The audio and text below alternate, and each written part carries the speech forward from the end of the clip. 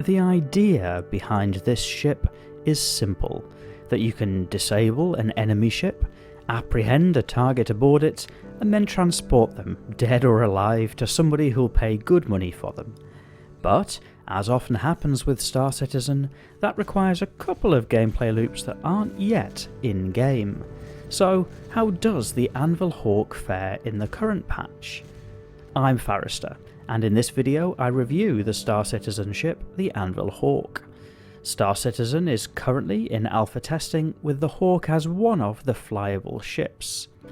She's flown by a solo pilot and is described as a light fighter, although in reality she's also muscling in on the bounty hunting market.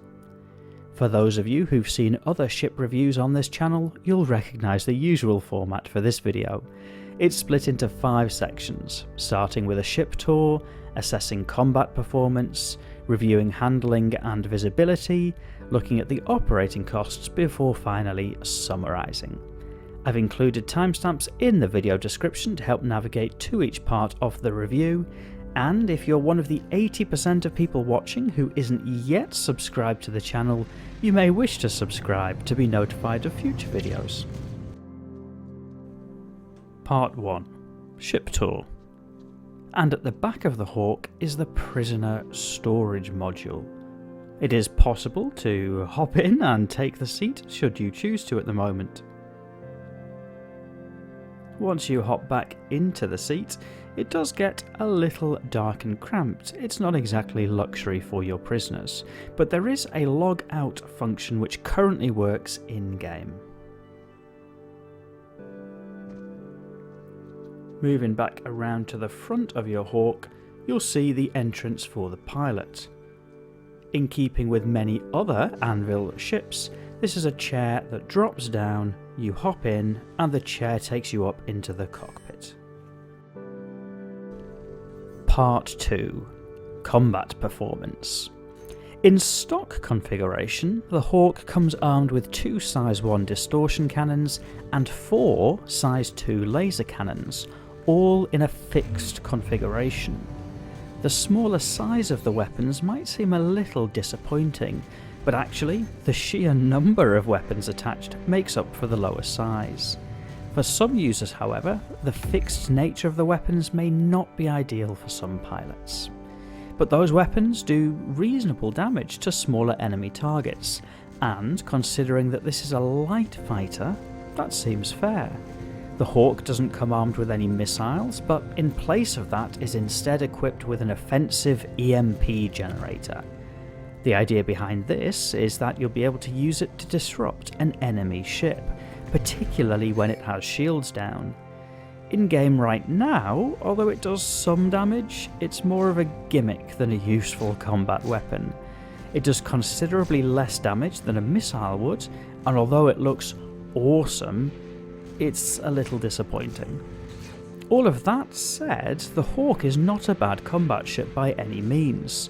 The 2 size 1 shield generators put it in line with peers, and it's more than capable at its tier and price point, and absolutely holds its own in a combat situation.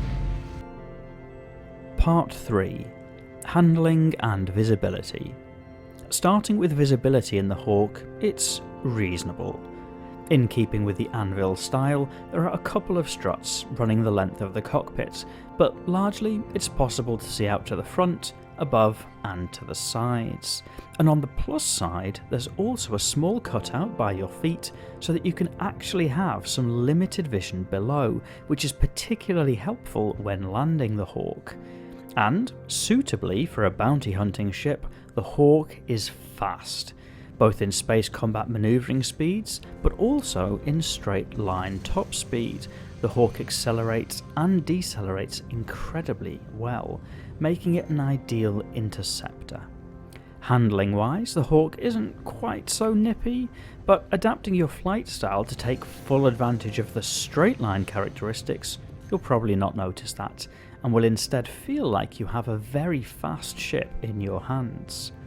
Landing takes a little getting used to, for the simple reason that the Hawk is insistent that you have to try and land it in a perfectly level configuration, which, after a few rough landings, may encourage you to take your landings a little more slowly.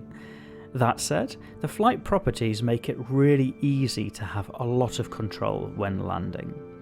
As the landing gear deploys, the wings also move between a stowed and a spread configuration, which may make the Hawk a really interesting choice for players looking for a snub fighter on a larger ship. The stock quantum drive is a little on the slow side and also has fairly limited range, so if you're expecting to cross the star system, you may want to be prepared to make a stop or two along the way for fuel. Part 4. Operating costs. Thankfully, for a lighter ship, the operating costs of the Hawk are minuscule. Across repair, refuel and rearm, you're likely to be pushing less than 100 Alpha UEC on most trips, and with no missiles to fire off, you're left with no surprise costs there.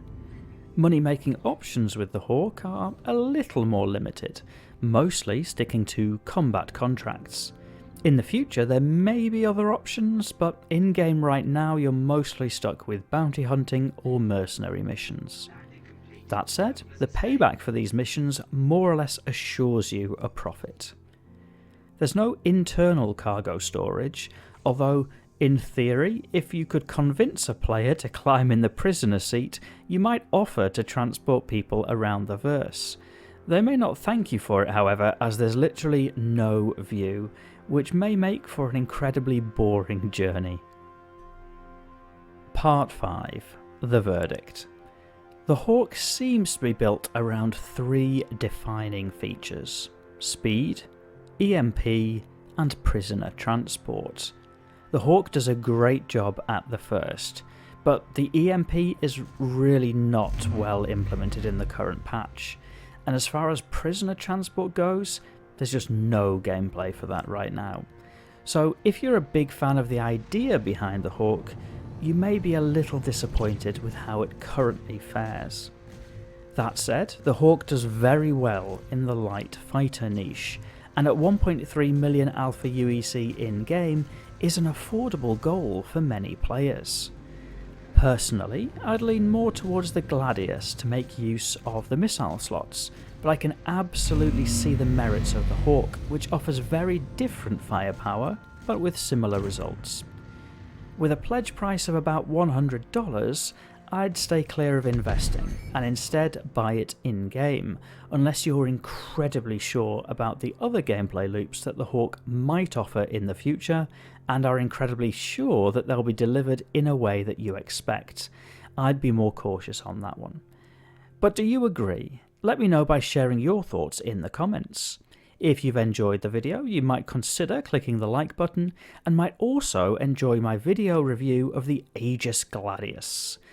Outside of that, if you're looking for a group who plays Star Citizen regularly, I've included a link to my organisation in the video description. Thank you for watching.